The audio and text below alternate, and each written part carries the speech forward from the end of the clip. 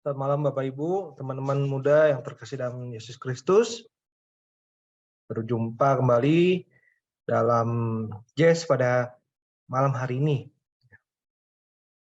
Sebelumnya kami sangat meminta maaf ya, sebesar-besarnya karena ada kendala teknis yang sebenarnya tidak dikehendaki.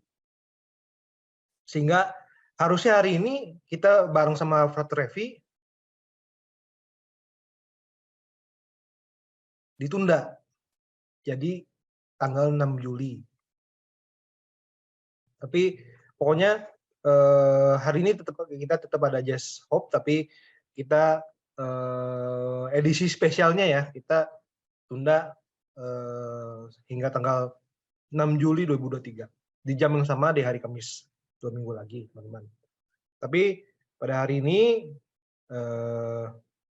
pengajaran Jazz hari ini juga mungkin bisa bilang juga kemungkinan juga pertama kali didengar juga oleh Bapak Ibu dan teman-teman juga, dan pembicaranya juga tidak kalah seru dari Frater Revi, seorang lulusan ITB yang sedang menempuh pendidikan S3 dan seorang pewarta awam dari Badan Pelayanan Pembaruan Karismatik Katolik Keuskupan Bandung. Mari sebelum kita mulai Jazz Hope pada malam hari ini, mari kita buka dengan tanda kemenangan Kristus. Dan nama Bapa, Putra, dan Roh Kudus. Amin.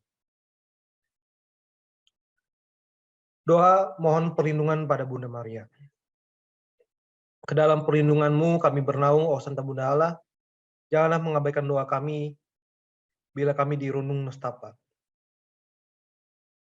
Namun bebaskanlah kami selalu dari mara bahaya, oh perawan mulia yang terpuji. Kemuliaan pada Bapa dan Putra dan Roh Kudus, seperti pada permulaan, sekarang, selalu, dan sepanjang segala abad. Santa Perawan Maria, doakanlah kami. Amin. Bapa, Putra, dan Roh Kudus. Amin. Bentar ya. Bisa ini.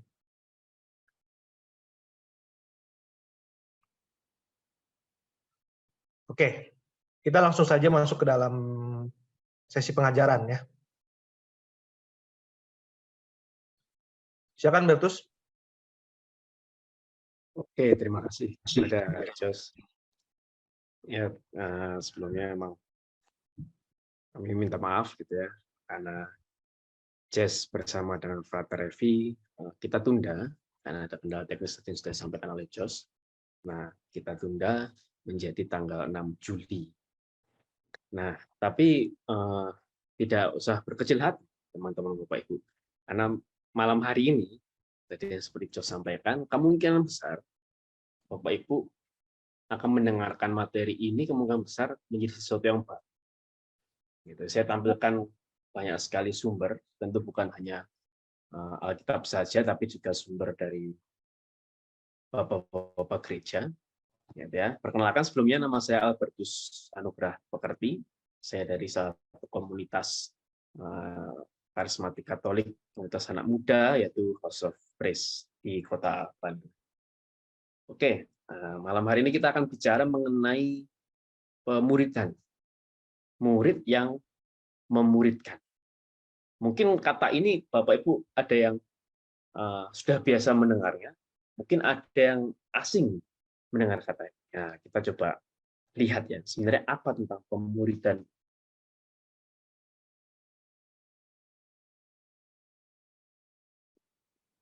Oke, apa itu pemuridan? Nah, ini pemuridan itu sebenarnya definisinya itu dari perkataan Tuhan Yesus sendiri. Dalam Matius 28 ayat 18 sampai 20. Di mana ketika ini Tuhan Yesus akan naik ke surga. Tepat sebelum Tuhan Yesus naik ke surga, Tuhan Yesus memberikan pesan terakhirnya kepada para murid. Tuhan Yesus mengatakan, pergilah, jadikanlah semua bangsa muridku, dan baptislah mereka dalam nama Bapa dan Putra Kudus, dan ajarlah mereka melakukan segala sesuatu yang telah Kuperintahkan kepadamu. Nah, ini mengenai, jadi ini pemuridan itu bicara tentang apa? pemuridan itu bicara tentang pergi. Artinya kita rekrut orang. Kita datangi orang lain. Terus kita membuat orang ini menjadi muridnya Kristus. Kita baptis dia. Baptis itu kan inisiasi untuk menjadi anggota gereja, khususnya dalam gereja Katolik. Jadi kita jadikan dia anggota gereja Katolik, dan kita ajari dia segala pengajaran yang Tuhan Yesus ajar. Itu pemuridan. Jadi kita membawa orang lain untuk menjadi percaya kepada Tuhan Yesus dan menjadi muridnya Tuhan Yesus yang mendengarkan pengajaran Tuhan Yesus dan melakukan ajaran dari Tuhan Yesus. Jadi fokusnya adalah Yesus, Yesus, Yesus, dan Yesus. Begitu ya, bukan orangnya, tapi Yesus. Nah, selain itu kita belajar dari seorang rasul, yaitu Rasul Paulus dalam Kolose 1, ya, ayat 27 sampai 29. Nah, apa yang sebenarnya dilakukan oleh ketika pemuridannya, sebenarnya apa yang dilakukan? Kita seperti Paulus, kita belajar di sini, di mana Paulus menasihati, kami ajari, dan Paulus mendoakan, mempergumulkan, mengusahakan, dan mempergumulkan. Ya, jadi pemuridan itu isinya tentang menasihati, tentang mengajari, tentang mendoakan, itu pemuridan. Ya kan? Karena kita membuat orang itu menuju kepada Yesus tidak mudah dan sangat susah sebenarnya kalau kita praktekkan dalam kehidupan sehari-hari. Begitu ya. Nah, tapi maka itu Rasul Paulus harus menasihati, harus mengajari. Kalau Paulus bisa mengajari orang, artinya Paulus belajar duluan sebelum mengajari orang, ya kan? Dan Paulus juga mempergumulkan atau mendoakan orang-orang yang dia bawa kepada Tuhan Yesus. Selain itu, nah, Paulus juga mengatakan kepada muridnya, ini Timotius ini salah satu murid dari Paulus. Paulus mengatakan kepada muridnya, percayakanlah itu kepada orang-orang yang dapat percayai. Artinya apa? Paulus sebagai rasul, ya, dia dipilih untuk membawa orang kepada Yesus. Setelah orang itu dibawa kepada Yesus, Paulus ajari, "Hei kamu Timotius yang sudah aku bawa kepada Yesus, bagianmu juga membawa orang lain kepada Yesus, menasihati orang lain untuk kepada Yesus, mengajari orang lain kepada Yesus, mendoakan dan mempercayakan Injil kepada orang lain untuk bisa sampai kepada Yesus." Nah, itu mengenai pemuridan. Ini masih awal, Bapak. Ya. Jadi terus siapkan telinga kita untuk mendengarkan firman malam hari ini. Nah, itu mengenai pemuridan dari tentang itu. Nah, yang kedua adalah kenapa pemuridan itu penting? Kenapa pemuridan itu penting? Kalau tidak ada pemuridan yang dilakukan oleh Tuhan Yesus dan para rasul, tidak akan ada kekristenan di Indonesia. Tidak akan ada gereja Katolik di Indonesia. Kalau tidak ada pemuridan. Maka kalau tidak ada pemuridan dari Tuhan Yesus dan para rasul, tidak ada namanya Albertus Anugerah Pekerti. Mungkin cuma anugerah pekerti saja. Karena tidak ada kekatolikan di dalam Indonesia. Gitu kan. Cuma anugerah pekerti saja. Dan entahlah agama saya jadinya apa, entah juga nggak tahu. Kalau tidak ada Tuhan Yesus. Ya, kalau tidak ada pemuridan. Begitu ya. Nah, maka pemuridan itu penting. Dan salah satu buahnya apa? Nah, ini Bapak Ibu, teman-teman Bapak Ibu. Ya. Ini adalah buah dari pemuridan. Ini daftar Paus Roma, gitu ya. Daftar Paus Roma di dalam gereja Katolik. Kita lihat kepausan itu tidak hanya berhenti di Santo Petrus, di Rasul Petrus, tidak. Gitu. Ya, jadi kepausan itu tidak hanya berhenti di Rasul Petrus, tapi berlanjut. Nah, ini buah dari pemuridan. Buah dari pemuridan. Jadi dilanjutkan oleh Santo Linus, Santo Anakletus, Santo Klemen pertama, Santo Evaristus, dan seterusnya. Ini buah pemuridan. Bahkan bukan cuma di abad-abad pertama saja, tapi sampai sekarang itu terus, dan itu semua tercatat dengan baik dan detail. Penerusnya siapa, penerusnya siapa, penerusnya siapa, penerusnya siapa, penerusnya siapa, sampai ke paus yang saat ini, yaitu Paus Fransiskus. Jadi Paus Fransiskus ini terbukti sebagai bukti bahwa Rasul Petrus itu menghasilkan atau melahirkan seorang murid yang dapat meneruskan tahta kepausan di Roma. Begitu. Nah, ini buah dari pemuridan. Maka kalau orang katakan, wah pemuridan itu nggak penting, artinya sama saja dengan mengatakan Gereja Katolik ada di Indonesia itu nggak penting, ya begitu jadinya. Karena Gereja Katolik ada di Indonesia juga hasil pemuridan, gitu kan? Tahta kepausan masih ada sampai sekarang itu juga hasil pemuridan, begitu. Maka itu begitu penting pemuridan. Nah, itu mengenai pentingnya pemuridan. Nah, kemudian, oke tadi kita udah belajar mengenai pentingnya pemuridan, gitu ya. Nah, sekarang kita belajar apa dari kalau kita nggak setia pada pemuridan, maka hasilnya apa? Nah, ini saya masih membahas pentingnya atau tidak ya. Kalau orang mengatakan, wah nggak penting tuh pemuridan, akhirnya dia tidak setia pada pemuridan, maka buahnya apa? Nah, buahnya ini. Ini adalah Cerinthus. Ya. Cerinthus ini, dia ini adalah sahabat teman dari Rasul Yohanes.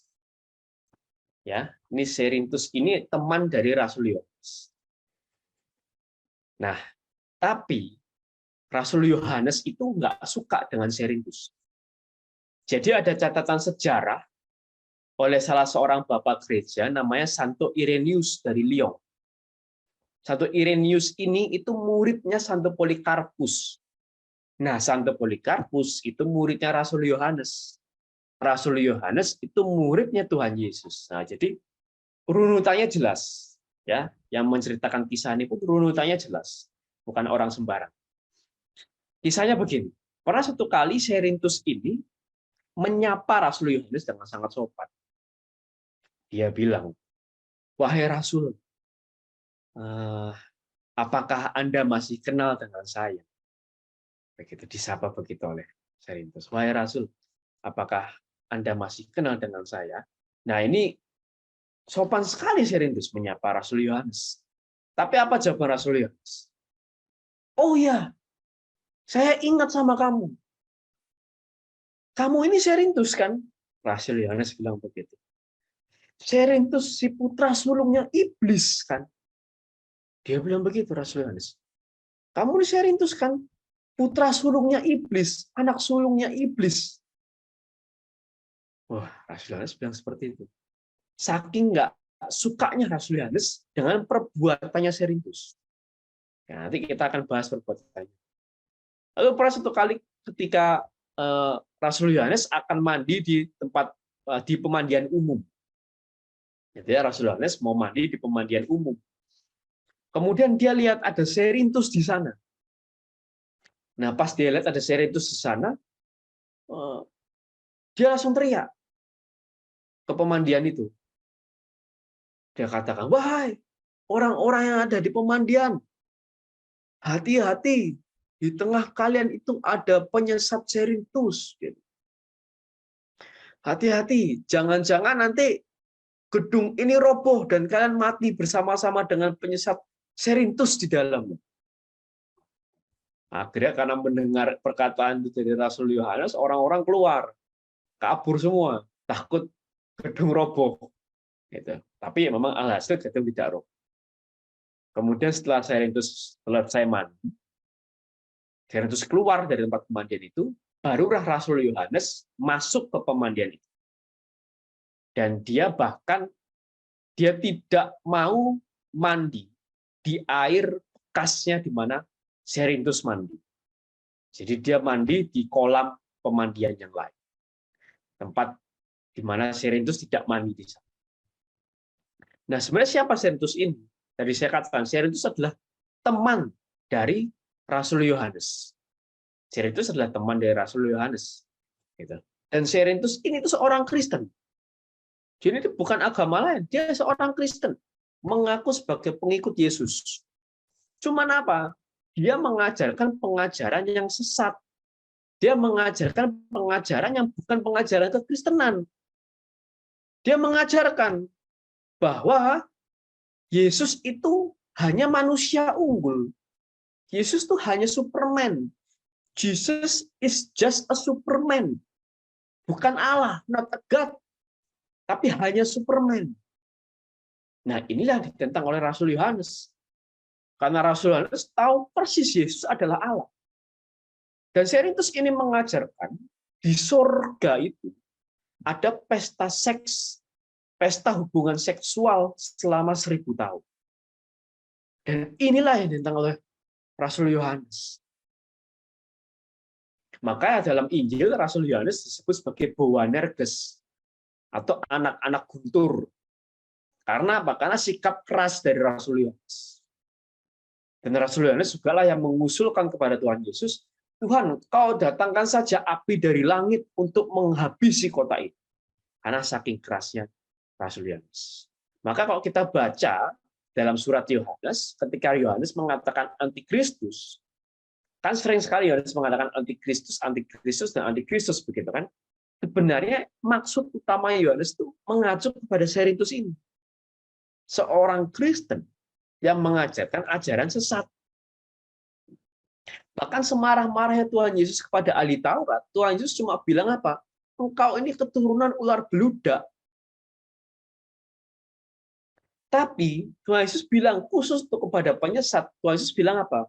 Lebih baik dikalungkan di lehernya sebuah batu yang besar, lalu dilemparkan penyesat itu ke dalam laut.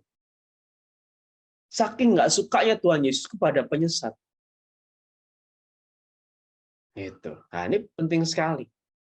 Karena orang yang tidak setia pada pemuridan, pada pendidikan yang baik dan benar, maka dia pasti tersesat. Ketika orang itu tersesat dan dia merasa bahwa dia benar, ketersesatannya itu benar, maka kemungkinan besar dia dapat mengajarkan kesesatan kepada orang lain.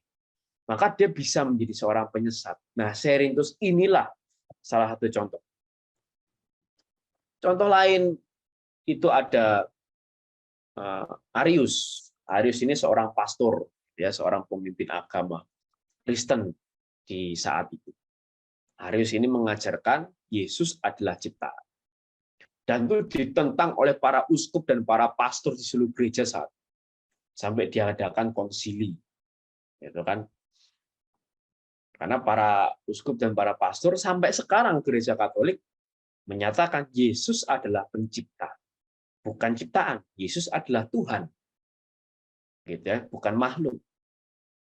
Begitu. Bahkan saking kesalnya ini ada gambar Santo Nikolas. Ya, Santo Nikolas ini saking kesalnya dengan Arius sampai dia menampar Arius karena dia nggak tahan dengar kalimat Yesus adalah ciptaan.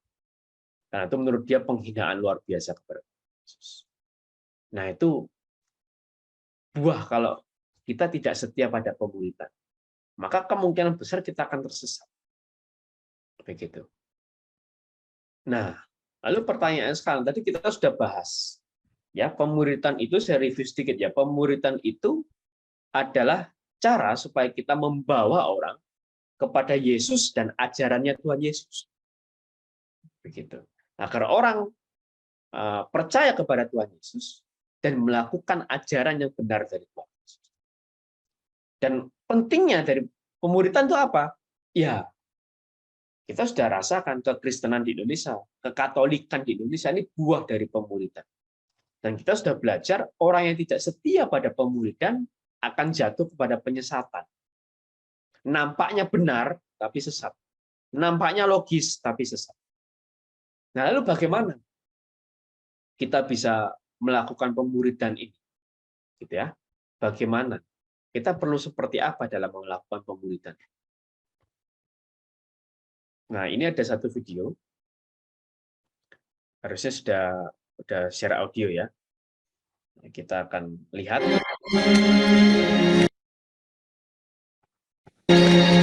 Keesokan harinya, Yohanes ada di situ lagi dengan 2 orang pengikutnya ketika dia melihat Yesus lewat. Itulah anak domba Allah. Kedua pengikutnya mendengar kata-kata itu, lalu mengikuti Yesus.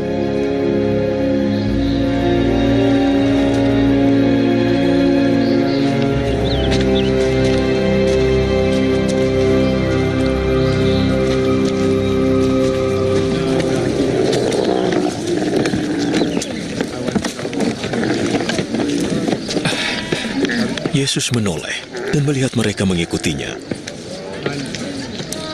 Apa yang kalian cari? Di manakah engkau tinggal? Rabi. Rabi artinya guru. Mari, lihat sendiri. Pada waktu itu sekitar pukul 4 sore hari, mereka mengikutinya dan melihat di mana ia tinggal dan menghabiskan hari itu bersamanya. Salah satunya adalah Andreas, saudara Simon Petrus. Dia segera mencari Simon, saudaranya. Kami sudah bertemu dengan Mesias. Mesias artinya Kristus. Ayo.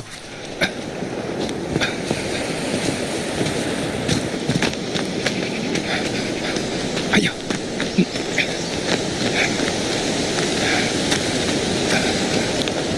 Lalu dia mengantar Simon pada Yesus.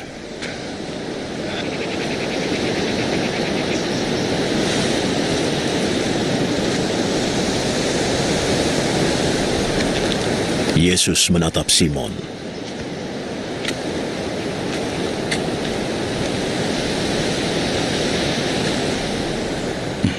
Namamu Simon, anak Yunus. Tapi kau akan disebut Kefas. Kefas sama dengan Petrus, artinya gunung batu.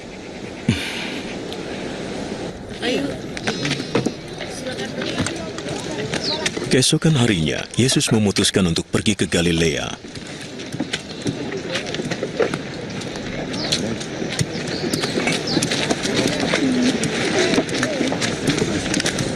Dia bertemu Filipus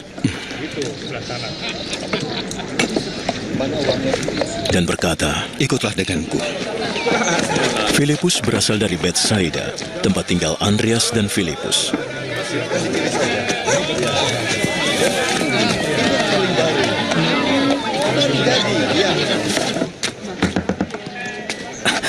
Filipus menemui Nathanael. Kami sudah menemukan orang yang disebut Musa dalam kitab hukum Allah dan yang telah diwartakan oleh para nabi. Dia adalah Yesus, anak Yusuf dari Nazaret. Apa di Nazaret ada sesuatu yang baik? Mari lihat sendiri.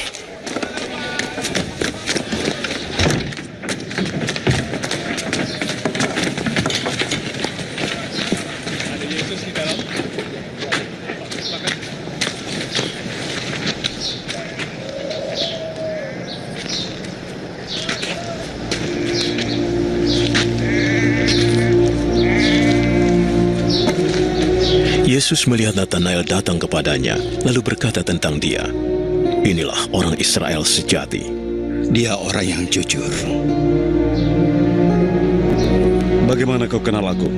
Aku melihatmu di bawah pohon ara sebelum Filipus memanggilmu.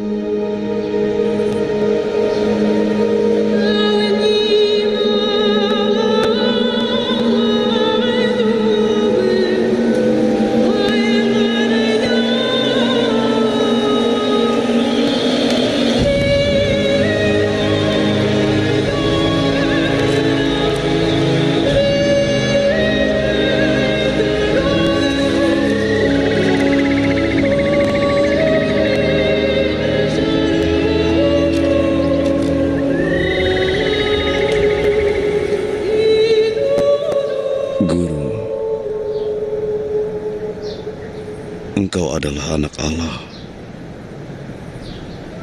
Engkau adalah Raja Israel. Kau percaya hanya karena aku berkata sudah melihatmu di bawah pohon ara itu? Engkau akan melihat yang jauh lebih besar. Yang kukatakan ini benar. Kau akan melihat langit terbuka lalu para malaikat Allah akan turun naik pada anak manusia.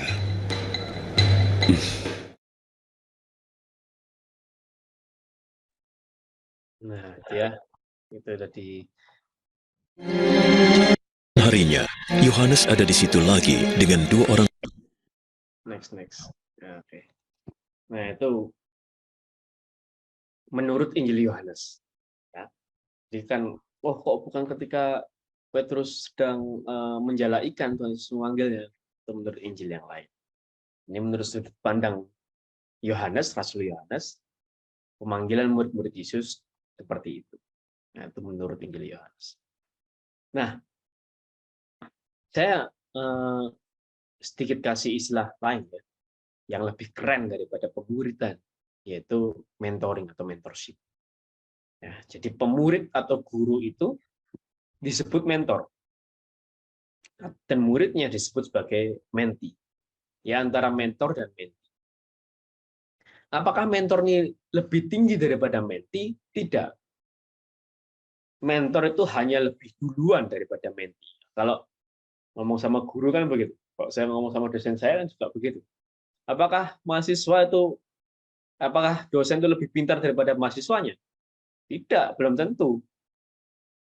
Tapi yang pasti adalah dosen itu belajarnya lebih duluan daripada mahasiswa. Gitu. Jadi seorang mentor itu lebih duluan mengikuti Yesus, lebih duluan dia mungkin tenggelam dalam pelayanan lebih dalam kepada Tuhan Yesus dibandingkan mentinya. Tapi bukan berarti seorang mentor itu lebih tinggi derajatnya ataupun lebih pintar atau mungkin lebih senior daripada mentinya, belum tentu. Ya.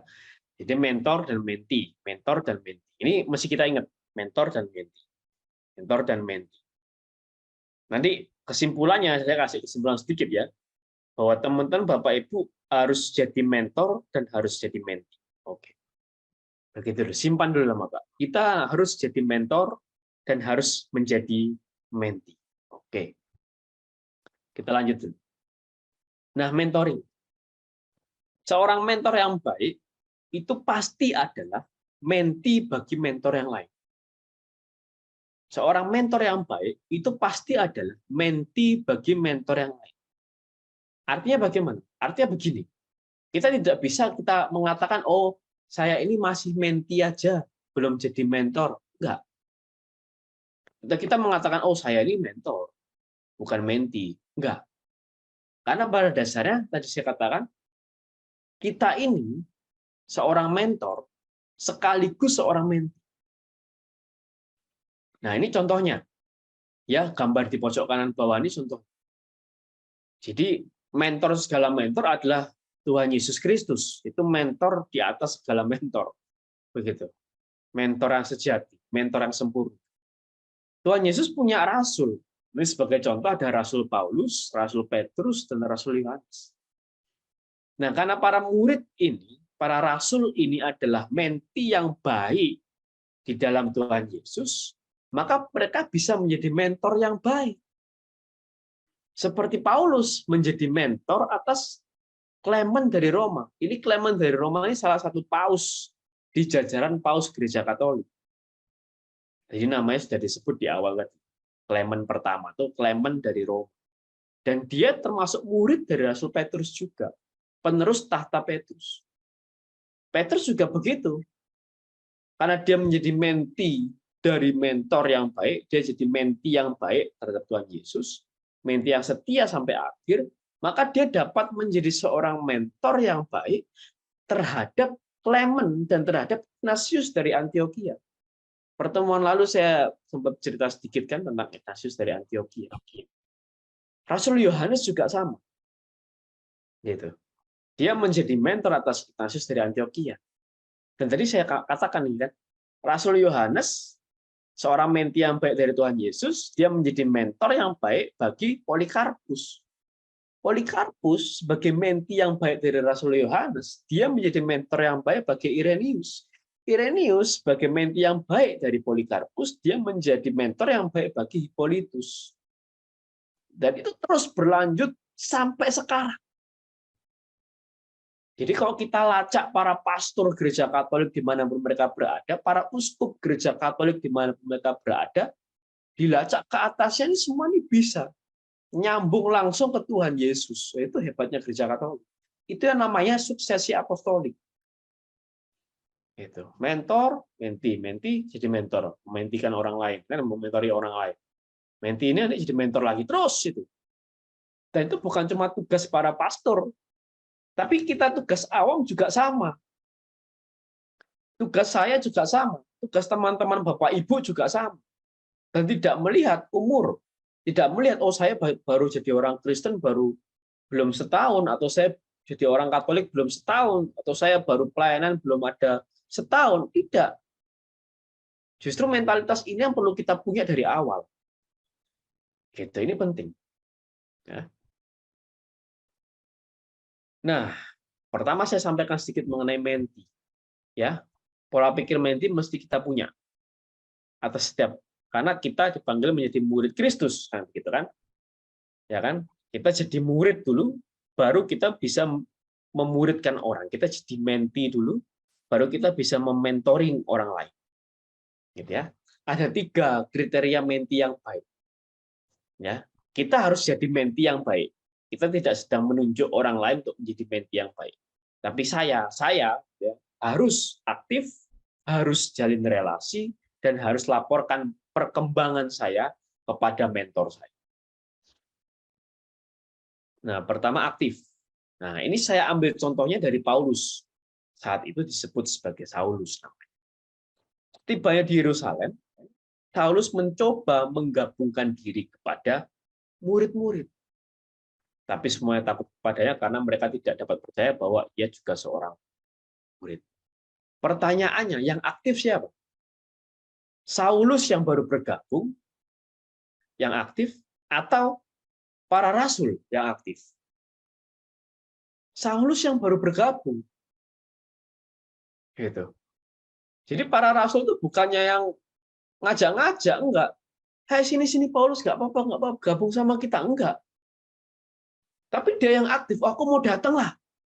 Ke komunitas sini aku mau datang. Gitu ya. Misal kita lihat flyer atau kita lihat apa, wah, aku diajak datang komunitas sini, wah, aku mau datang lah ke sana. Ada acara Legio Maria, misal, wah, ada Legio Maria, aku mau datang lah ke sana. Jadi kita yang aktif. Begitu, kita yang aktif. Dan menggabungkan diri kepada komunitas itu. Nah, itu. Yang kedua, jalin relasi. Ya. Nah, di sini dikatakan Saulus tetap bersama-sama dengan mereka. Bukan dikatakan bahwa para rasul menjaga dan mengkeep Paulus, enggak. Tapi Saulus lah yang dengan inisiatifnya dia tetap tinggal bersama dengan para rasul. Karena mau menjalin relasi. Karena Saulus mau belajar lebih dalam mengenai Tuhan Yesus, maka dia tahu belajar hanya dari para rasul. Gitu. Kita mau terlibat pelayanan lebih dalam, maka kita tahu kita harus menjalin relasi dengan orang-orang yang pelayanan juga. Nah, itu mengenai jalin relasi. Dan yang ketiga adalah laporkan perkembangan. Ya.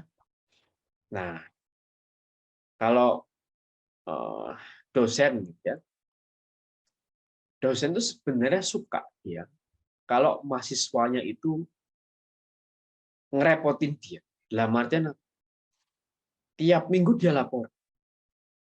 Gitu. Saya pernah waktu itu sempat ditegur saya sama dosen saya kan. Dia bilang begini, harusnya itu idealnya itu bukan saya yang nanyain kamu, tapi harusnya kamu yang lapor ke saya. Perkembangannya seperti apa? Dan perkembangan itu bukan selalu keberhasilan, tapi juga kegagalan. Pak, saya sudah bisa sampai di sini. keberhasilan. Atau Pak, maaf, saya sudah mencoba ini tapi gagal. Gagalan. Itu perkembangan. Seperti Saulus ini. Dia menghadapi masalah ketika dia melakukan penginjilan di Antioquia. Dan akhirnya apa? Dia berinisiatif kembali ke Yerusalem dan melaporkan kendalanya kepada rasul. Jadi Saulus ini ngerti betul dia untuk jadi seorang murid ini seperti apa. Maka dia bisa menjadi seorang penginjil yang besar. Surat-suratnya banyak sekali dalam Perjanjian Baru yang menginspirasi gereja sampai saat ini. Karena dia mengerti betul dia menjadi murid, dia harus yang aktif mendatangi para rasul, dia harus tinggal bersama-sama dengan para rasul, setia komitmen dengan para rasul. Dan dia harus terus laporkan progres perkembangannya dalam pelayanannya kepada para rasul. Nah, kita belajar banyak dari Paulus sebagai menti. Dan Paulus ini adalah peniru Yesus yang terbaik menurut saya. Dia menirukan Tuhan Yesus mulai dari karakter, sifat, dan ketekunan Tuhan Yesus dengan sangat baik. Begitu. Nah, itu mengenai menti. Nah, sekarang saya mau bicara mengenai mentor. Gitu ya. Kita harus tanamkan pola pikir mentor. Nah, dalam hal ini bukan untuk menunjuk orang lain, wah harusnya kamu sebagai mentor, harusnya seperti ini. Tidak. Tapi ini tanamkan dalam pikiran kita bahwa kita tahu kita jadi murid Yesus. Sekarang tugas kita juga membawa orang lain untuk bisa menjadi murid Yesus. Maka kita harus menjadi mentornya orang itu. Nah, dalam hal mentor ini kita belajar dari Tuhan Yesus. Ada 4 hal. Ya, pertama kita harus buat tingkatan menti, begitu ya. Tidak semua menti bisa kita perlakukan sama. Yang kedua, kita harus mendidik, belajar untuk mendidik. Yang ketiga, kita harus punya tujuan. Dan yang keempat itu kita tidak boleh, kita seharusnya tidak menyesali menti-menti kita yang gagal. Nah, kita lihat pertama mengenai tingkatan menti. Ini kita belajar langsung dari Tuhan Yesus. Ya, kita belajar langsung dari Tuhan Yesus. Bapak Ibu tebak-tebakan sama saya. Ya, coba semoga belum ada yang baca tadi. Kira-kira berapa total murid Tuhan Yesus? Ada yang tahukah? Bisa jawab di chat mungkin. Berapa total murid Tuhan Yesus?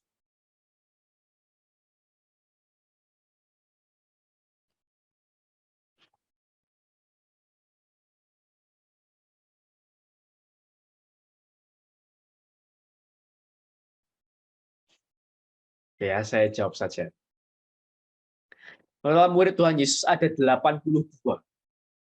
Ya, sekali lagi, total murid Tuhan Yesus itu ada 82. Loh, bukan 12. Bukan. Bukan cuma 12, tapi ada 80. Karena dalam Injil Lukas 10 ayat 1 dikatakan bahwa ada 70 murid yang lain. Itu ada 70 murid yang lain. Maksudnya 70 murid di luar 12 murid. Artinya kalau 70 tambah 12, totalnya 82. Ada 70 murid yang lain. Nah, 70 orang ini Tuhan Yesus hanya sebut sebagai murid saja. Murid. Tapi khusus untuk yang 12, Tuhan Yesus sebut sebagai rasul. Ya. Ada perbedaan nggak? Jelas ada perbedaan.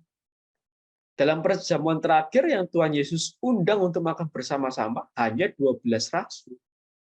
Bukan semua muridnya, tidak, hanya 12 rasul. Kemungkinan ini rasul yang paling setia. Itu pun masih ada Yudas. Itu 12 rasul. Dari 12 rasul, cuma ada 3 orang. Cuma ada 3 orang yang ikut bersama Tuhan Yesus ketika Tuhan Yesus menampakkan dirinya yang mulia atau transfigurasi. Dan ketika Tuhan Yesus berdoa di Taman Getsemani. Itu hanya ada 3 orang. Dari 12 rasul, hanya Petrus, Yakobus, dan Yohanes. Dan dari 3 rasul ini, hanya Petrus yang Tuhan Yesus pilih sebagai pemimpin para rasul. Dan hanya Yohanes yang Tuhan Yesus serahkan ibunya kepada dia.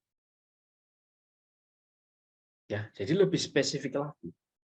Jadi Tuhan Yesus pun membuat kelompok terhadap murid-murid yang dia miliki.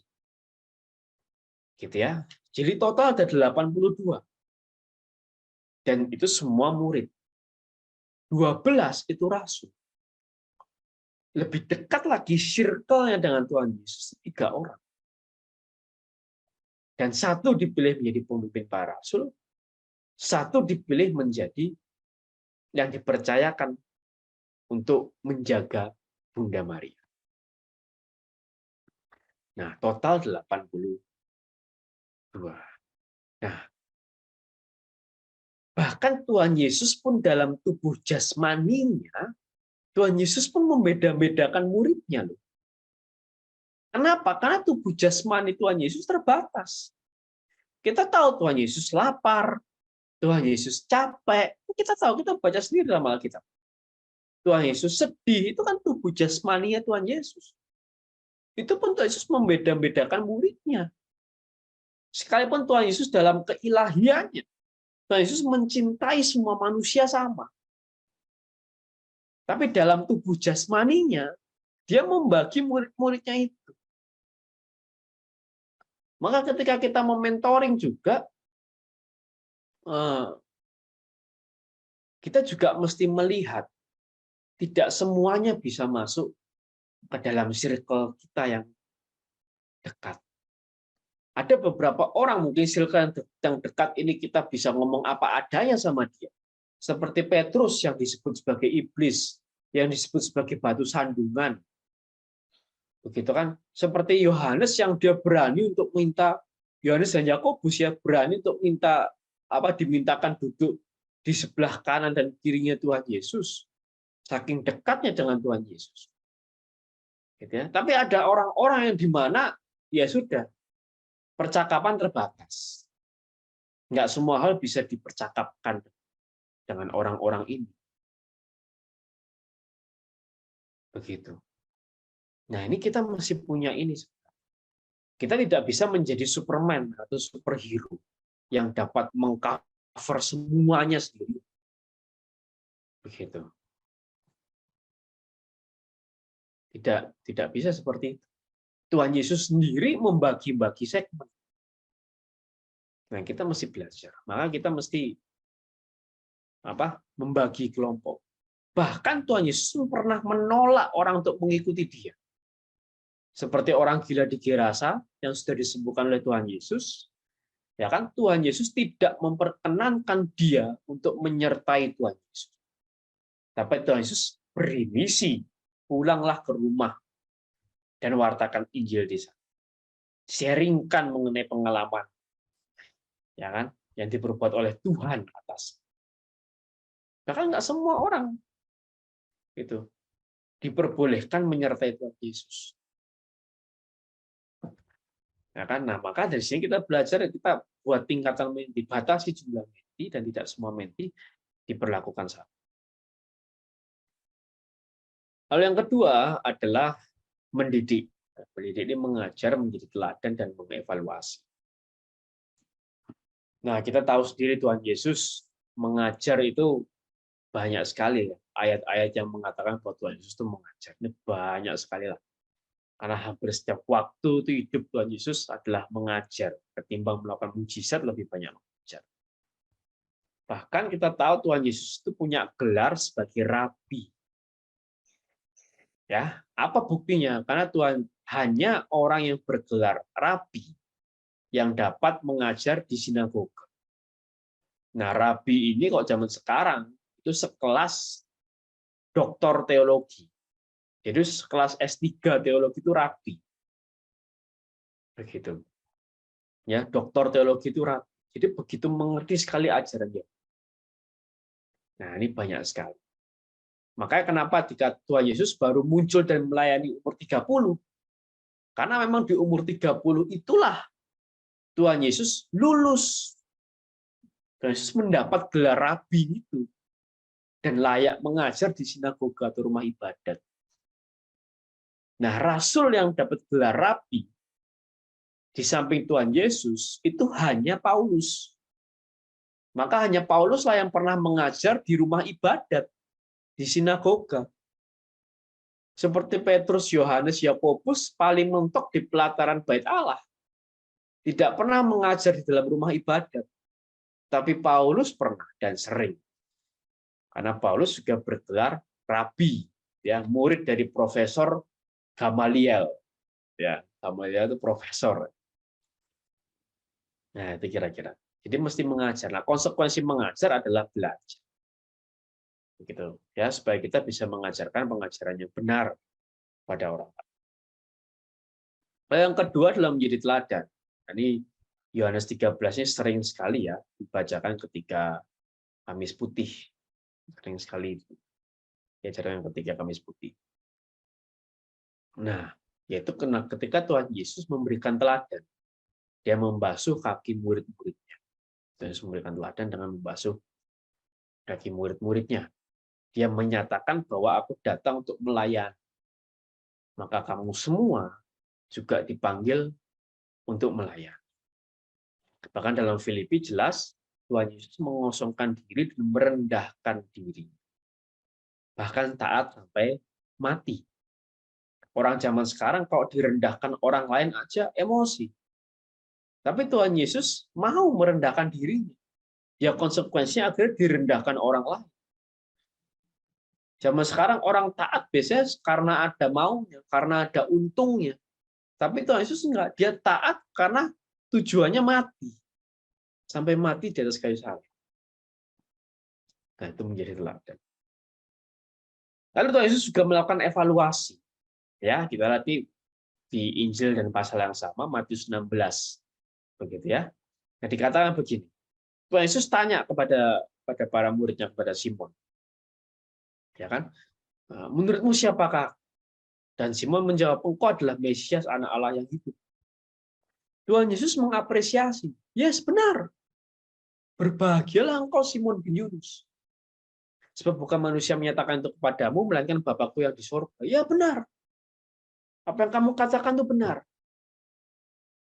Tapi di pasal yang sama juga, ketika Tuhan Yesus menyatakan bahwa dia akan menderita dan disalib, Petrus langsung bilang dan menyangka, oh enggak, itu enggak akan terjadi Tuhan.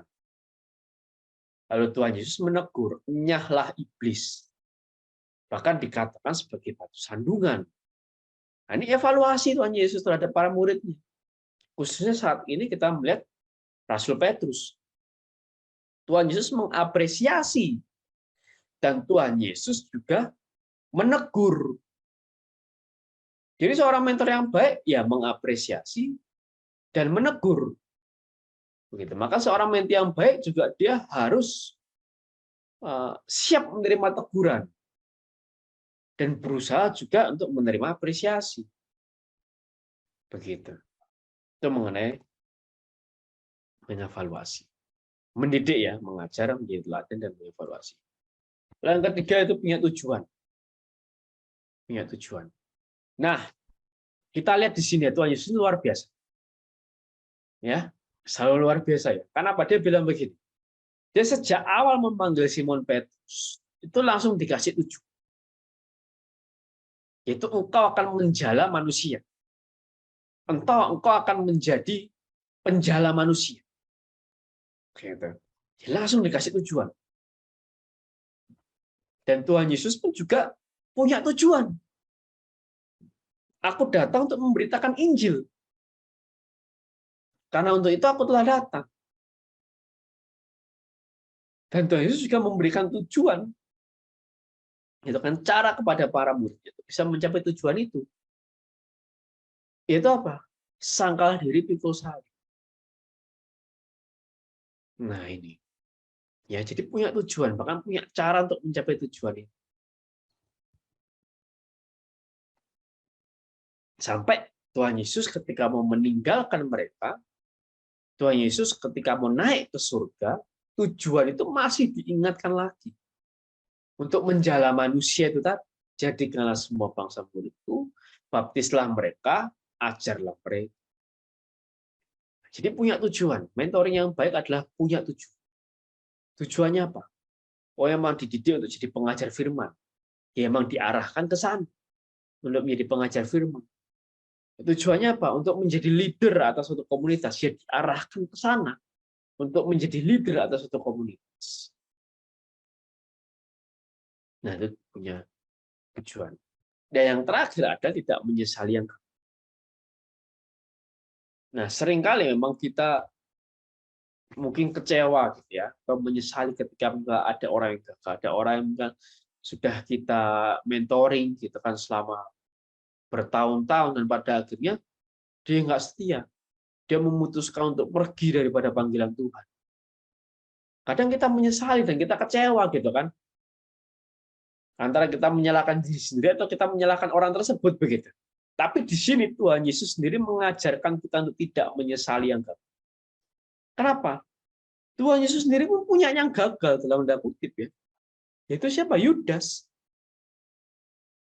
Bahkan malam ketika Yudas tepat mau menyerahkan Tuhan Yesus bilang, apa yang hendak kau perbuat, perbuatlah dengan segera. Apa yang mau kamu lakukan, lakukan. Segera, sudah, jangan ditunda-tunda. Kalau kamu mau menjual aku kepada para imam, lakukan. Kalau kamu mau jadi murid yang gagal, ya sudah, lakukan segera. Itu Tuhan Yesus kepada Yudas. Tuhan Yesus bukan bilang, kenapa anakku? Bukankah aku mengasihimu? Cintaku begitu besar kepadamu, Yudas. Tidak. Tapi Tuhan Yesus katakan, diingatkan bahkan, ketika malam tepat di mana dia akan menyerahkan Tuhan Yesus katakan kepada Yudas, apa yang hendak kau perbuat, perbuatlah dengan segera. Jadi Tuhan Yesus tidak menyesali kegagalan terhadap Yudas. Bahkan Yudas pun berakhir dengan bunuh diri. Kalau ada seorang dosen dan mahasiswa yang bunuh diri, biasanya dosen tersebut akan sangat menyesal. Akan sangat menyesal. Seharusnya yang benar itu adalah mahasiswa yang mendatangi pemakaman dosennya. Karena dosennya lebih tua pasti kan. Bukan dosen yang mendatangi pemakaman mahasiswanya. Tapi Yudas berakhir dengan bunuh diri. Dan ya sudah. Gitu. Dan Yudas ini bukan satu-satunya yang gagal. Kita akan lihat nanti. Bahkan Tuhan Yesus juga mengajarkan kepada para muridnya bahwa ketika kita mewartakan Injil, enggak semuanya berhasil. Ada yang jatuh di pinggir jalan dimakan burung, ada yang jatuh di tanah berbatu dan tidak berakar, ada yang jatuh di semak duri dan terhimpit masalah. Cuma satu lah yang jatuh di tanah yang baik. Berarti kan 1 dari 4, cuma 25% kemungkinan Injil itu berhasil. Tuhan Yesus sudah mengajari itu kepada para rasul dan kepada kita.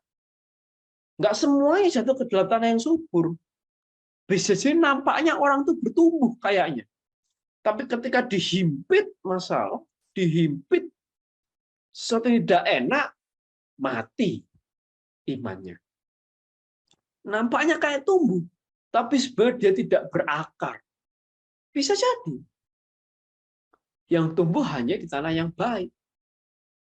Yang berakar kuat, yang tumbuh, yang berbuah hanya di satu, hanya tanah yang baik. Jadi sangat mungkin kan gagal. Gitu.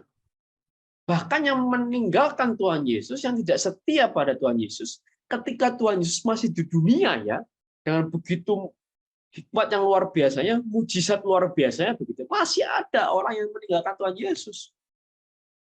Coba kita baca Yohanes 6. Berapa banyak murid yang mengundurkan diri dari Tuhan Yesus?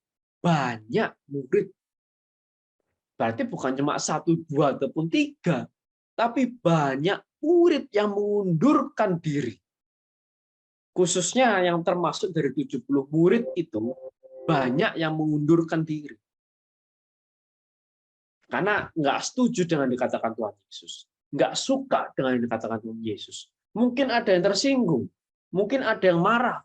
Mungkin ada yang merasa nggak masuk akal di perkataan. Maka dia mengundurkan diri, entah apapun lah alasan. Jadi bukan cuma Yudas satu-satunya yang tidak setia, banyak murid yang mengundurkan diri. Tapi tidak perlu disesali. Karena apa? Ini satu.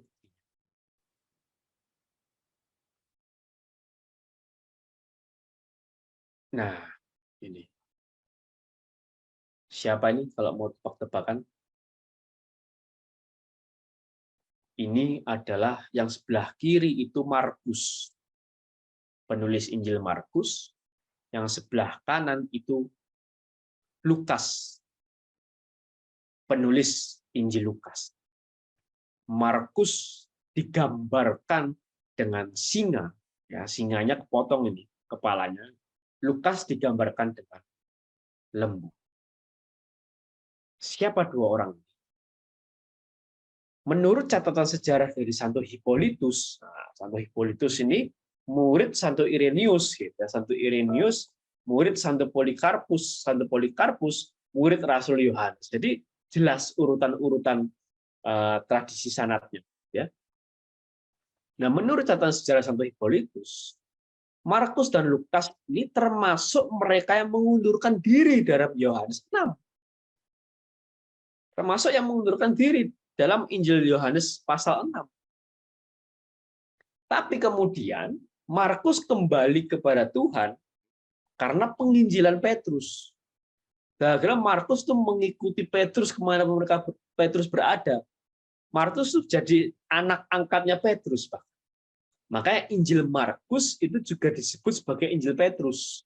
Karena sumber dari Injil Markus selain dari saksi matanya sendiri, yaitu juga dari Rasul Petrus. Nah, Lukas itu kembali kepada Tuhan melalui penginjilan Paulus. Ya, penulis Injil Lukas, penulis kisah para rasul itu Lukas. Dan mereka berdua diberi kehormatan mengabarkan Injil mati syahid. Nah, bisa jadi memang orang yang kita muridkan nampaknya gagal kita lihat, tapi Allahualam nggak ada yang tahu. Bisa jadi suatu saat mereka kembali kepada Tuhan. Bukan kembali kepada kita yang penting, tapi kembali kepada Tuhan. Maka kita tidak perlu menyesali yang gagal. Nah, jadi 4 hal ini perlu diingat oleh kita semua. Nah, dari sini saya tadi katakan, kita tidak bisa memilih salah satu. Tidak saya sarankan dan tidak boleh sebenarnya kita memilih salah satu. Oh, saya hanya menti kok. Atau oh, saya hanya mentor. Tidak. Kita kedua-duanya. Ketika kita jadi menti, kita mesti aktif jaring relasi dan laporkan perkembangan. Ketika kita jadi mentor, kita mesti jangkau menti, ya pertama pasti jangkau menti. Kita buat tingkatan menti, kita harus didik mereka, kita harus punya tujuan dan kita tidak menyesali yang gagal. Gitu ya. Saya sedikit sharing. Ya.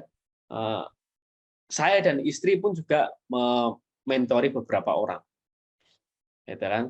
Termasuk tim Jazz di sini ya, ada Jos, ada Ricardo, ada Leo juga yang mungkin sepertinya berhalangan hadir gitu kan.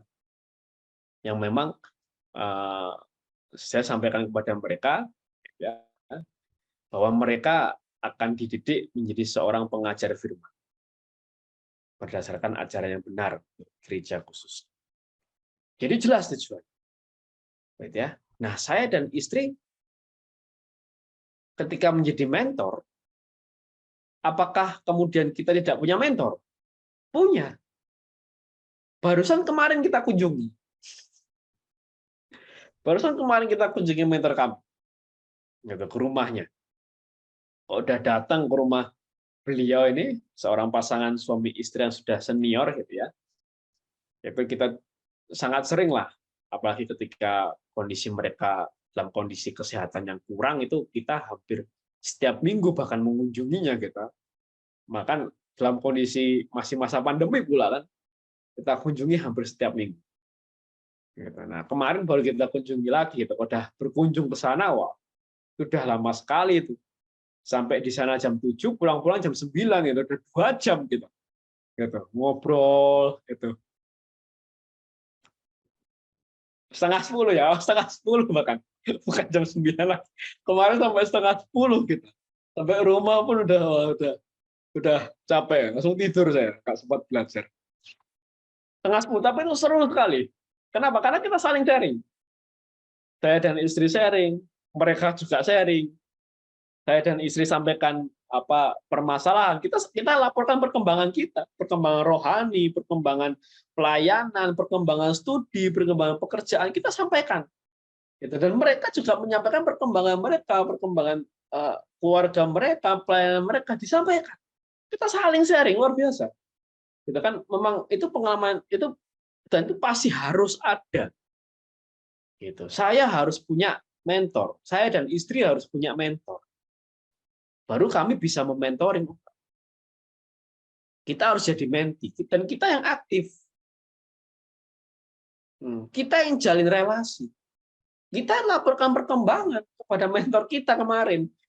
Gitu. Ya kan? Dan mentor kita juga mendidik kita.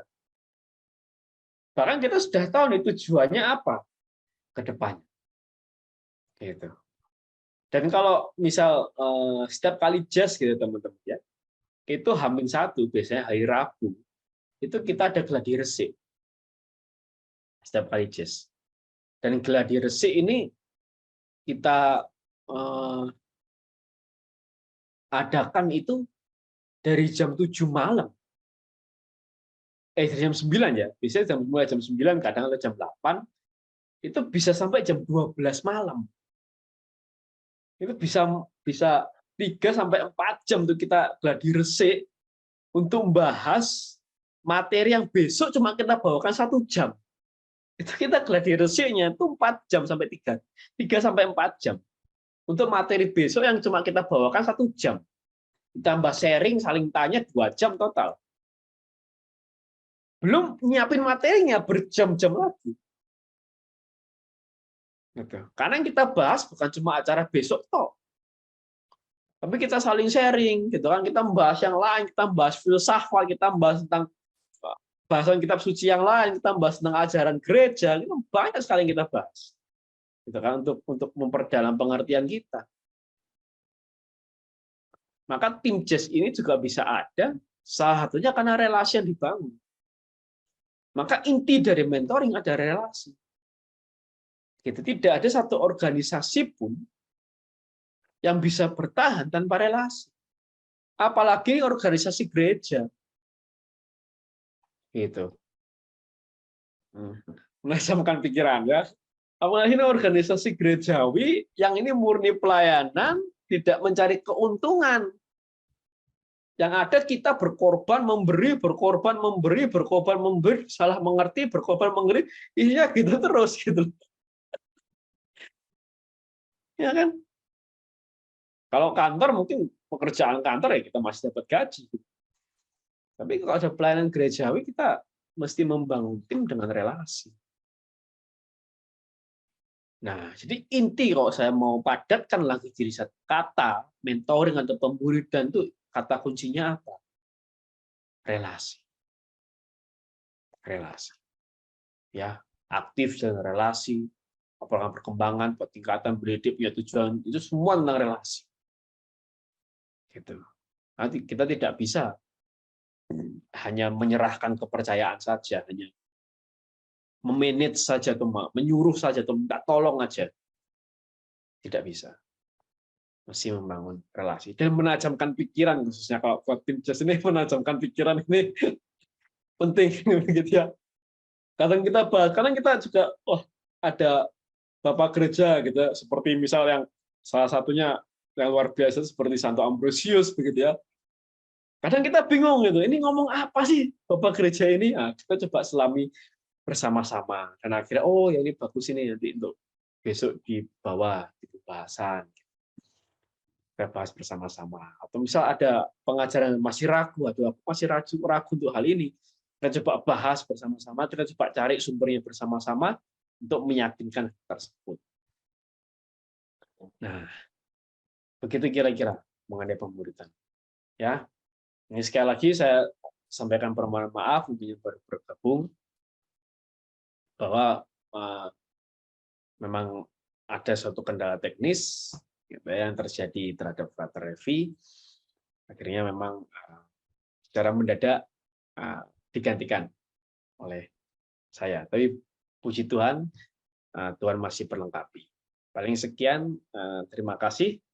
Semoga demikian, dan saya kembalikan kepada Jos sebagai moderator. Monggo silakan.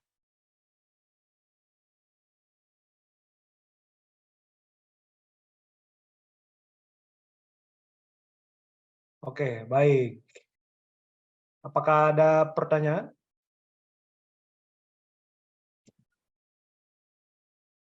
Atau mungkin terkesima sama Baptus?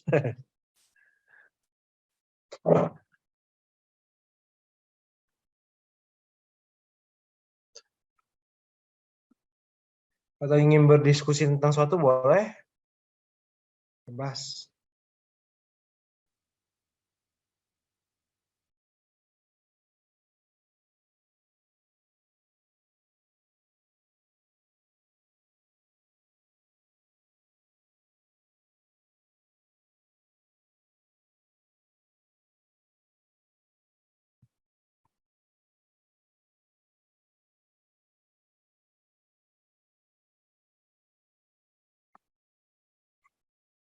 Silakan.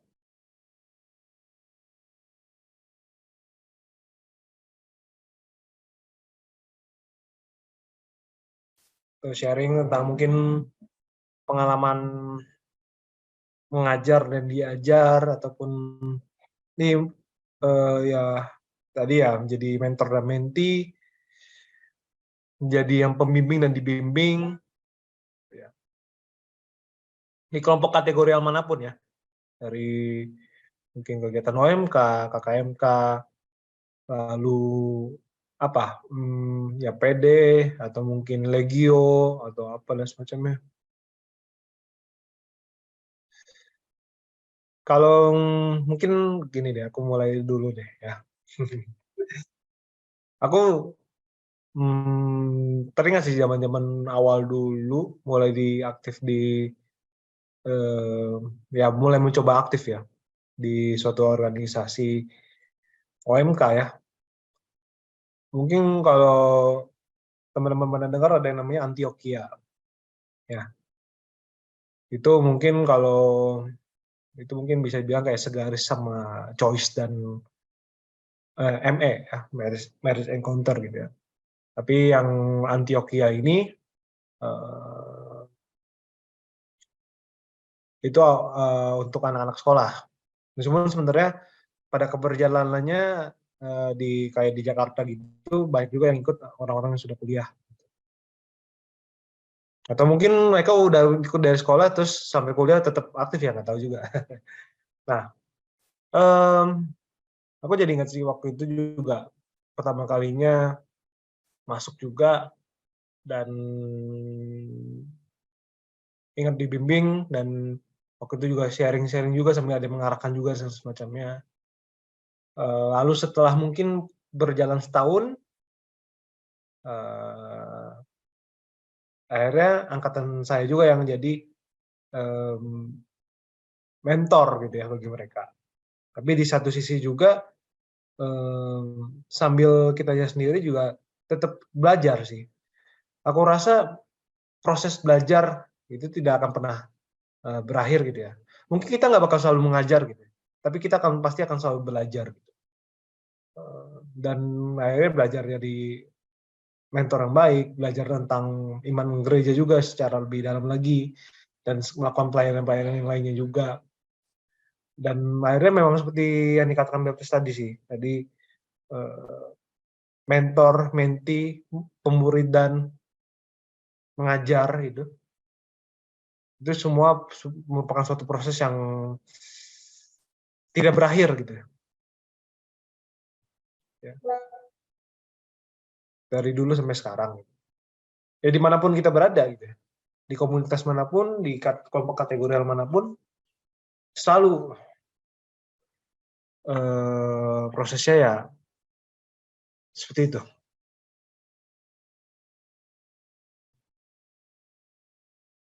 Ya, oke. Ada pertanyaan dari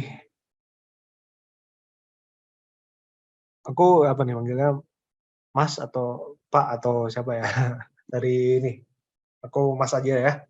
Aku asumsikan masih muda.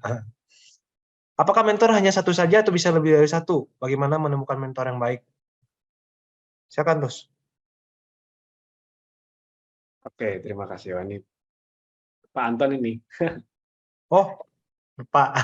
Oke. Malam Pak Anton. Oke. Apakah mentor hanya satu saja? Boleh, bisa lebih dari satu. Tapi itu pun dibuat prioritasnya. Jadi mana yang menjadi mentor yang utama, mana yang sebagai tambahan. Begitu. Mana yang jadi mentor utama, mana yang sebagai tambahan. Bagaimana menemukan mentor yang baik? Saran saya ada yang paling punya relasi baik dengan kita, itu yang pertama.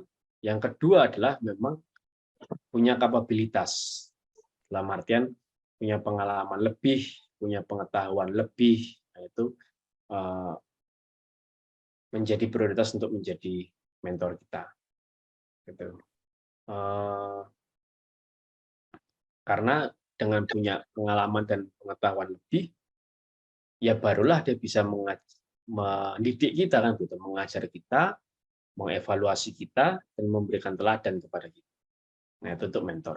Tapi tidak bisa dipungkiri bahwa misal kita juga bisa meneladani orang lain juga, gitu ya. Bisa belajar dari orang lain ya bisa juga. Tapi khususnya mentor itu kan lebih spesifik. Agar kita juga belajar untuk tunduk kepada suatu pribadi, seseorang atau sekelompok pribadi.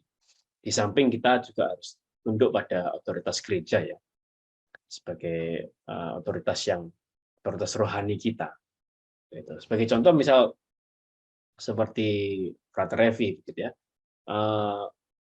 Ya jadi contoh sedikit, gitu ya.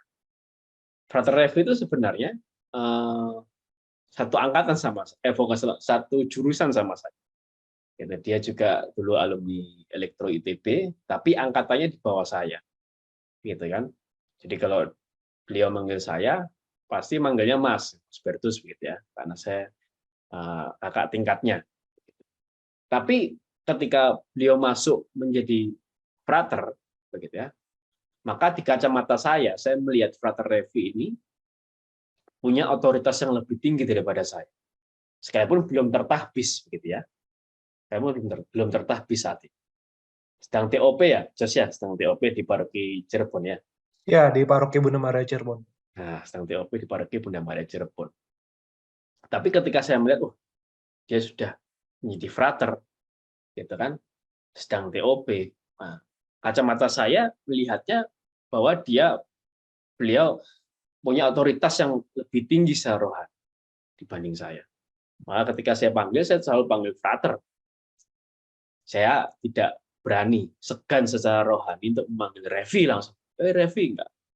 Walaupun secara umur dan angkatan kuliah mungkin bisa-bisa saja. Nah, bisa-bisa saja. Tapi saya selalu panggil frater untuk menghormati beliau sebagai calon penerus otoritas gereja. Gitu. Nah, dalam mentoring juga sama. Gitu. Begitu juga. Jadi kita punya keseganan rohani terhadap mentor tersebut. Gitu, punya keseganan. Sekalipun mungkin bisa dekat sekali. Gitu ya. Bisa saling bercanda seperti macamnya. Tapi seperti kami dan mentor kami begitu ya. Kami ya begitu sangat segan begitu secara rohani terhadap mentor kami. Begitu. Dan begitu menghargai mereka. Gitu ya. Segan terhadap mereka. Begitu. Sekalipun kita begitu dekat dengan mereka, bisa bercanda, bisa apa, dan mereka juga bisa, kita sudah saling ngomong apa adanya, gitu ya. Istilahnya kalau kemarin tuh udah tahu modalnya lah, udah tahu apa adanya, gitu. Jadi bisa ngomong apa adanya, tapi untuk kita segan secara rohani terhadap mereka. Jadi bagaimana menemukan? Jadi saya simpulkan sedikit, bahwa mentor bisa saja lebih dari satu, tapi tetap ada prioritasnya. Gitu. Lalu, bagaimana menemukan mentor yang baik? Kalau menurut saya, ciri-cirinya cukup dua saja. Yang pertama, punya relasi yang baik dengan kita, dan yang kedua adalah mereka lebih berpengalaman, atau lebih berpengetahuan dalam hal tertentu. Bisa juga misal, katakanlah tadi, saya dengan Frater Revi misal, walaupun secara umur, secara tingkat ketika S1 dulu saya adalah kakak tingkatnya, begitu ya. Tetapi saya bisa saja menjadikan Frater Revi sebagai mentor saya. Karena secara pengalaman pelayanan mungkin, dan pengetahuan pastinya, pasti beliau lebih banyak daripada saya, di atas saya. Nah, begitu kira-kira Pak Anton. Semoga menjawab. Terima kasih pertanyaannya. Terima kasih, Mas Albert. Sama-sama, Pak. Terima kasih Pak Anton. Kasih juga Betus untuk jawabannya.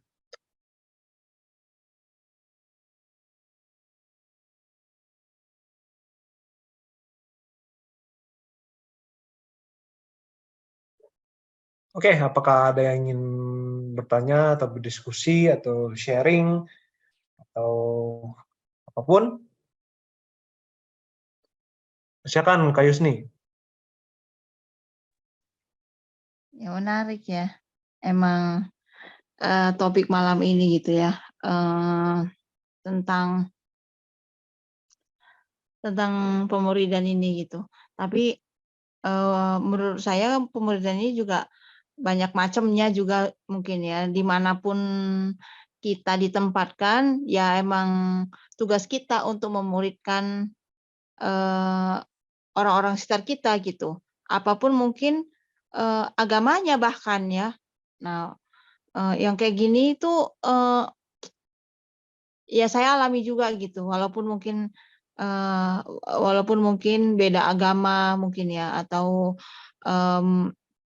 orang yang lebih secara umur lebih tua dari kita. Nah, kayak saya ada pengalaman tuh memuridkan orang yang lebih tua dari saya. Bahkan apa ya, kalau bisa dibilang itu bos saya gitu ya. Tapi bukan, kalau dibilang memuridkan, dia nggak sadar kalau dimuridkan sama saya gitu. Cuma buahnya yang saya lihat gitu, bagaimana perjalanannya. Soalnya kan kalau saya kan berhadapan dengan ya para senior kalau di kantor gitu ya. Nah, kita yang junior atau kita yang masih baru gitu dulunya, ya pasti banyaklah ya belajar dari awal dan segala macam gitu. Nah, kita akan mendapat sesuatu yang agak beda dari yang lain ya, karena mereka melihat dari bagaimana kita hidup, bagaimana kita bekerja, bagaimana kita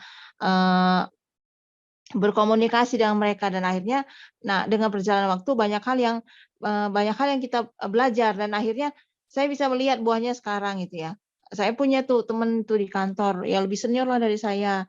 Nah, kalau kalau kita bisa lihat, kalau saya bisa lihat gitu, karena perjalanan saya bekerja dengan teman-teman saya di kantor, apalagi yang senior-senior kayak gitu kan pasti bukan perjalanan yang sebentar ya. Udah lebih dari 10 tahun bahkan. Nah, jadi nggak ada hal yang bisa, bayangin saya mungkin banyakkan waktu di luar ya, kerja gitu ya. Ada 8 jam, kebayang 8 jam kita ada di luar di lingkungan kantor, mengerjakan banyak hal gitu. Pasti mau nggak, kita udah nggak bisa lagi udah nggak bisa kita bermuka dua, atau kita pasti akan keluar muncul gitu, akan muncul karakter-karakter bawaan, tipe-tipe orang atau segala macam itu pasti keluar gitu. Jadi kita bisa belajar dan banyak bisa melihat gitu ya, apa yang terjadi di hidup kita, bagaimana teman-teman kita bisa menginspire kita, atau kita pun bisa menginspire mereka gitu ya. Nah, itu akan teruji dengan waktu gitu. Nah, saya bisa melihat nih, saya punya teman nih satu di kantor. Nah, ini yang paling signifikan saya lihat perubahannya gitu ya. Dia seorang ibu juga ya, seorang ibu baik. Nah, tadinya ikut Tuhan ya, maksudnya kayak ibu-ibu pada umumnya lah ya, ke gereja, baik, hanya sebatas itu aja. Nah, terus saya masuk ke kantor itu, terus kita banyak lah ya berinteraksi dalam pekerjaan dan segala macam gitu. Terus dia tahu saya juga orang pede, orang pelayanan dan segala macam gitu ya. Banyak hal kita sharing soal kehidupan, banyak hal kita sharing juga soal banyak hal lah ya, soal pekerjaan juga gitu.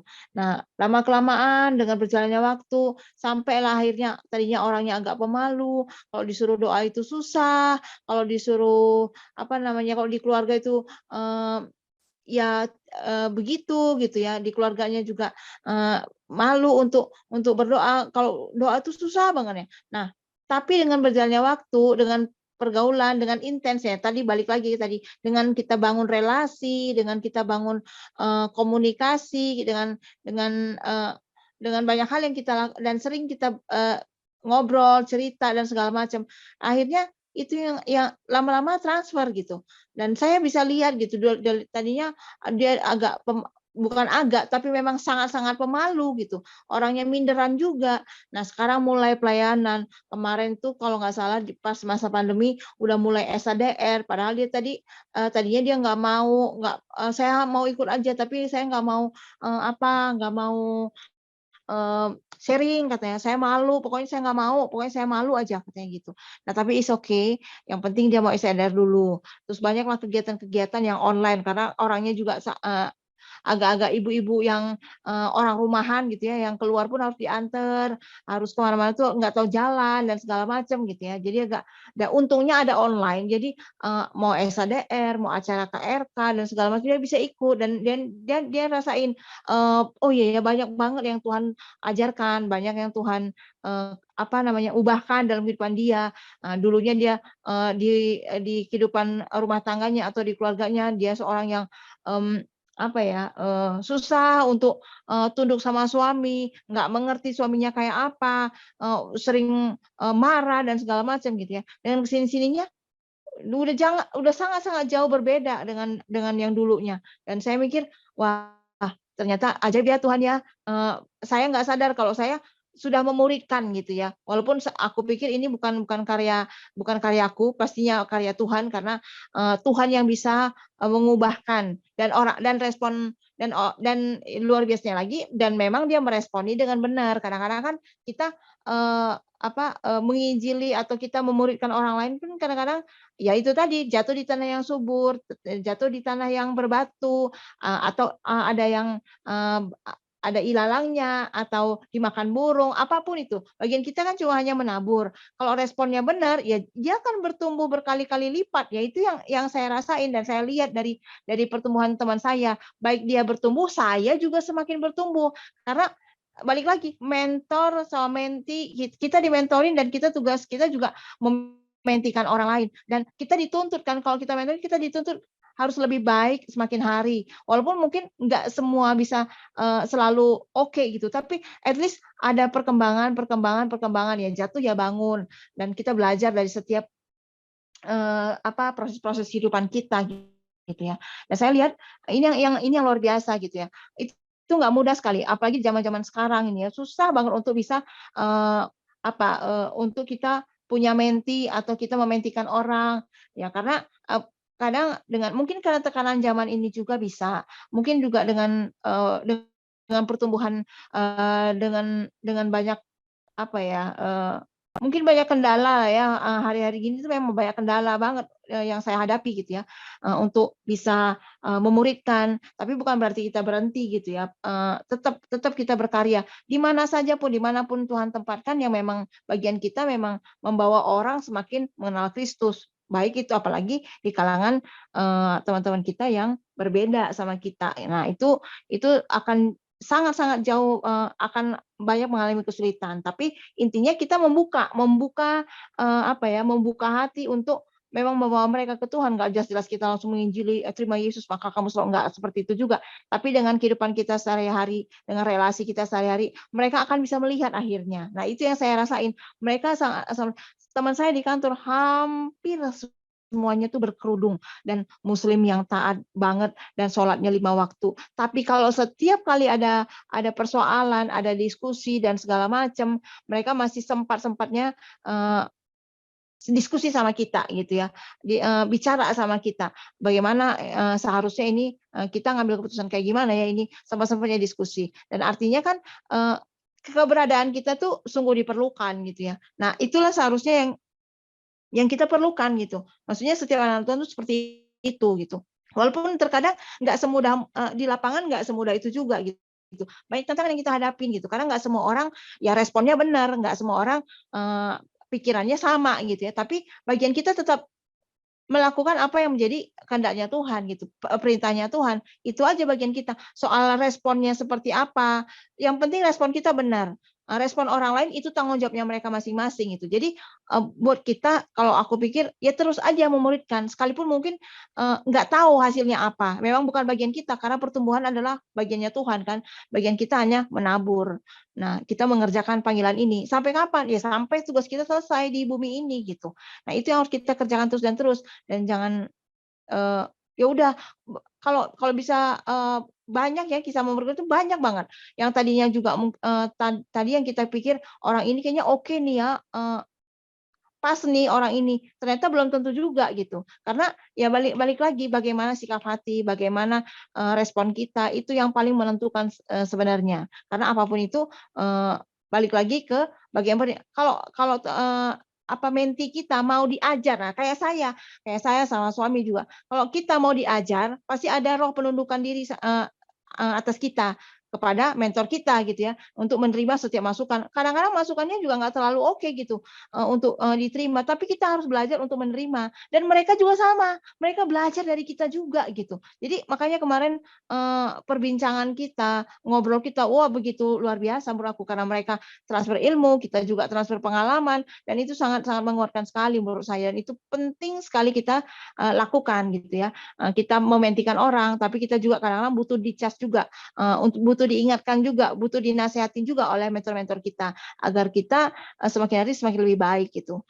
Karena nggak mungkin kita hidup tuh semuanya lurus-lurus aja gitu ya. Kita banyak menghadapi tantangan-tantangan juga, dan itu yang kita perlu. Nah itu sih menurut saya. Jadi bersyukur banget kalau kita hari-hari gini, kalau kita udah punya mentor, kalau hari-hari gini kita masih dalam lingkup pelayanan. Nah bersyukur banget karena teman-teman kita tuh bisa jadi mentor kita, yang kayak tadi ya, walaupun usianya muda, usia muda, tapi mereka dipakai Tuhan untuk bisa membawa kita ke jalan Tuhan. Ya kenapa enggak? Apalagi kalau kita yang udah ada umur gitu ya, udah layak dan sepantasnya, kita harus lebih memberikan teladan gitu ya kepada orang-orang muda, kepada orang-orang sekitar kita. Makanya kenapa Tuhan bilang janganlah engkau menganggap dirimu rendah kalau engkau muda, tapi jadilah teladan. Bayangin ya, jadilah teladan dalam kehidupan kita gitu. Nah jadi itu sih menurut saya. Jadi memuridkan ini PR besar lah untuk setiap kita. Mau siapapun kita yang ada di muka bumi ini, kita pasti dikasih tugas penting, yaitu amanat agung, menjadikan semua bangsa murid Tuhan. Itu sih menurut saya. Terima kasih teman-teman. Tuhan berkati. Terima kasih Kak Yusni. Apakah ada yang ingin bertanya, sharing, atau apa lagi?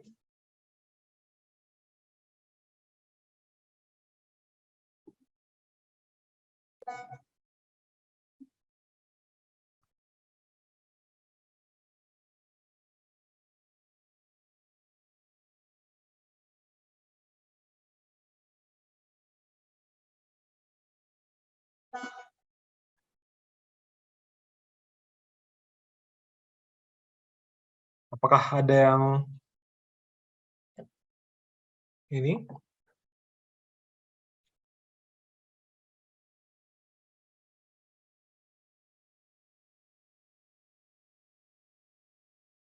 Boleh.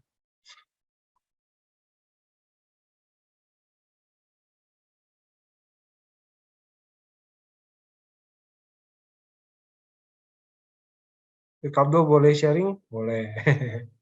Boleh, mantap. Sikat. Tidak direncanakan ya ini. Tapi ya ini sih kalau menarik ya, dari kemarin kita udah bahas peraturan-peraturan di kitab-kitab imamat. sekarang langsung kita sedikit offside dulu ke mentoring dan menti. Ya nih kekinian banget ketimbang harus dengerin kata pemuritan.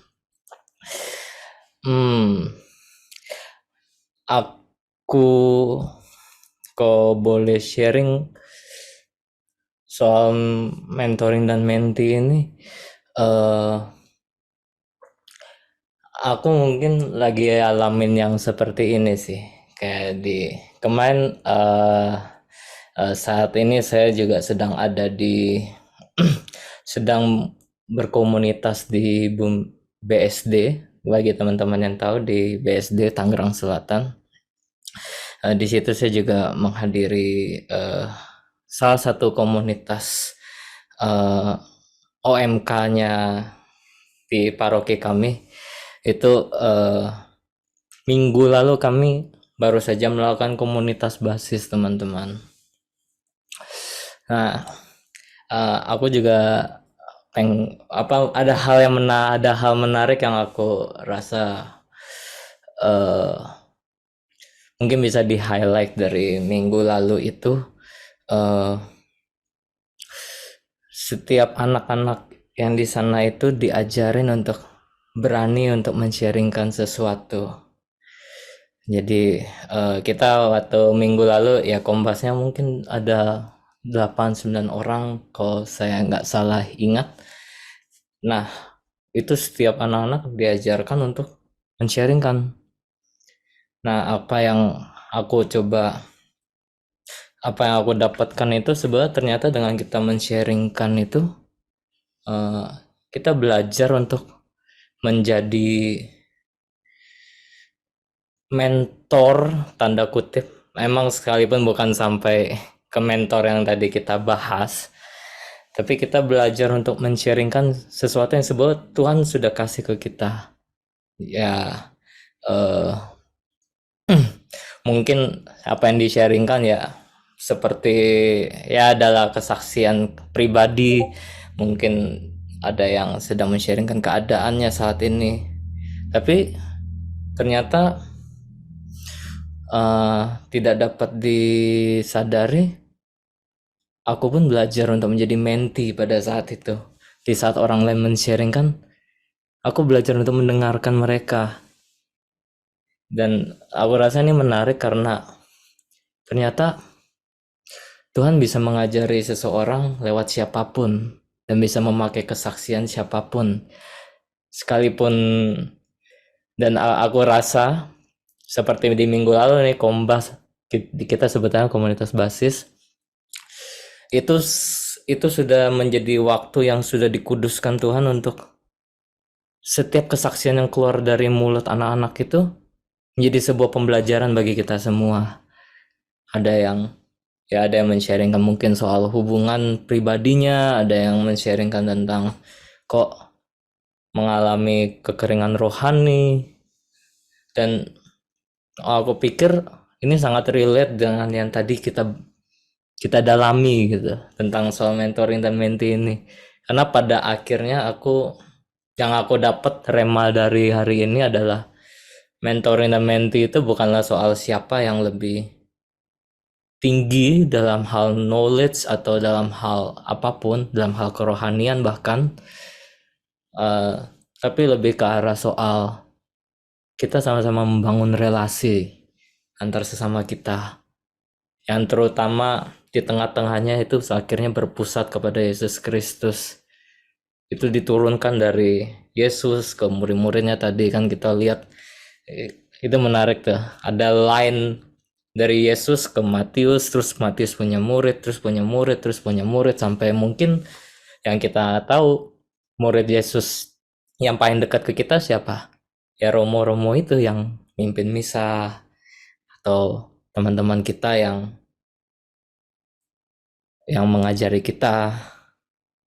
Bahkan teman-teman yang baru saja men-sharingkan tadi, itulah murid-murid yang sudah diturunkan, menti-menti yang sudah dimentikan orang, terus dimentiin lagi.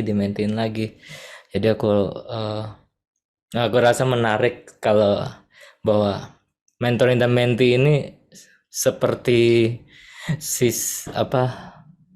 sesuatu hal yang kalau rasanya kalau dilakukan secara spesial mungkin bagi beberapa orang berat. Tapi sebenarnya kita tidak pernah lepas dari kehidupan mentoring dan mentee ini. Itu sih yang aku pengen sharingkan. Terima kasih teman-teman. Baik, terima kasih Ricardo. Memang pada akhirnya memang apa ya, hidup. Oh, pantesan tadi kok gambar saya nggak muncul. Sorry. Hidup memang, dan maksudnya hidup menggereja juga ya, memang penuh dengan murid dan memberikan mementor dan mentee ya, seperti yang tadi kita udah bahas bareng, panjang banget. Baik. Apakah ada yang mau sharing lagi atau bertanya lagi atau gimana?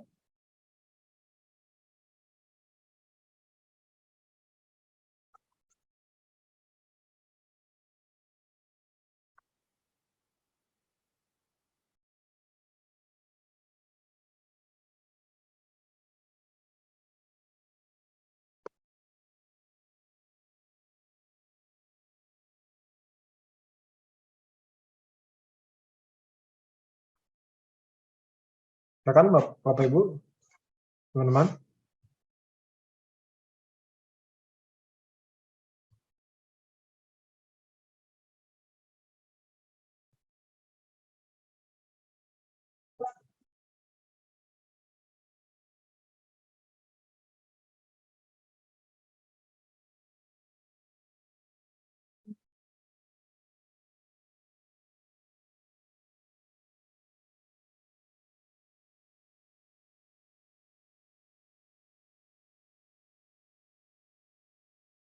Gimana?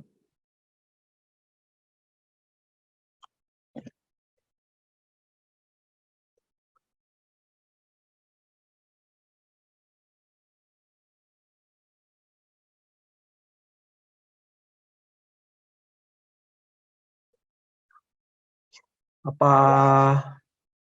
sudah? Jika memang tidak ada lagi, baiklah, kita akan tutup ya.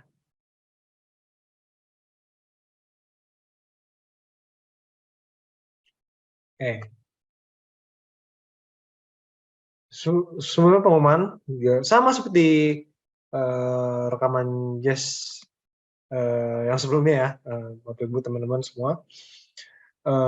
Ini akan direkam juga dan nanti akan diunggah di YouTube rekaman Jazz Hope di House of Praise Bandung, yang dengan alamat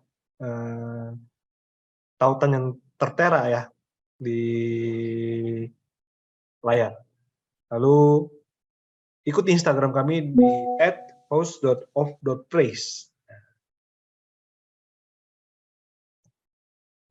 Lalu ada pengumuman lagi. Nah, setiap Selasa jam 7 kita ada persekutuan doa offline di Jalan Maulana Yusuf nomor 5. Jadi balik lagi, mungkin bagi Bapak Ibu yang teman-teman yang pernah bergabung sebelumnya, ini istilahnya kami kembali lagi di Maulana Yusuf 5. Dan setiap Jumat pukul 8 itu ada Miracle Rosary yang dilakukan secara online dengan alamatnya sama seperti alamat Jazz Hope ini. Lalu mungkin bagi Bapak Ibu atau teman-teman yang menunggu-nunggu ya, kita akan bertemu dengan Frater Revi di Jazz Online 2 minggu lagi jam 7 hari Kamis ya. Kamis 2 minggu lagi jam 7 tanggal 6 Juli 2023 membahas tentang tabisan imam Yahudi versus Katolik bersama Frater Revi Maltensa ST Espil. Jadi sudah S2 ya. Ada S-nya 2. Oke. Maaf sedikit intermezzo ya, teman-teman, maaf. Oke. Jadi mungkin sedikit introduksi sedikit ya. Jadi memang Frater Revi sudah menyelesaikan S1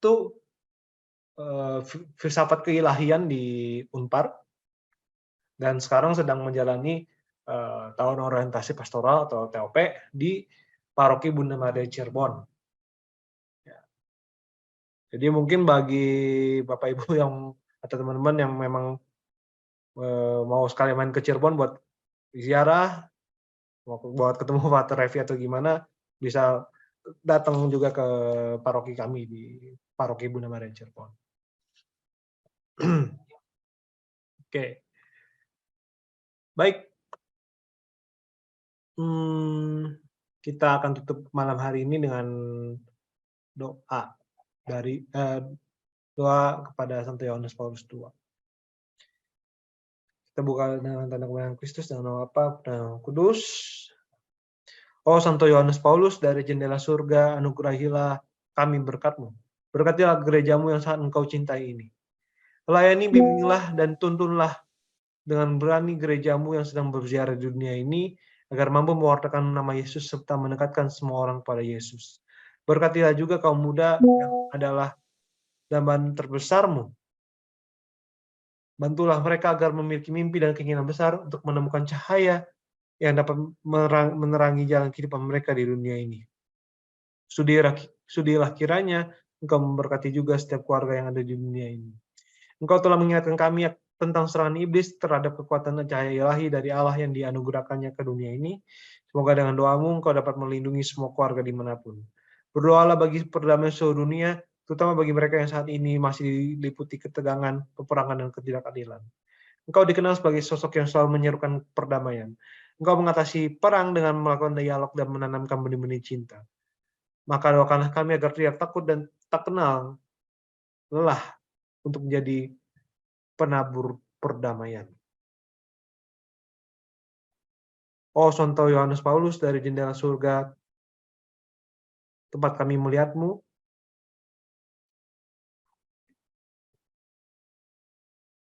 di sebelah bulan kami Maria, kirimkanlah berkat Tuhan kepada kami semua. Amin. Kemudian pada Bapa dan Putra dan Roh Kudus, seperti pada permulaan, sekarang, selalu, dan sepanjang segala abad. Amin. Dan Bapa, Putra, dan Roh Kudus. Amin.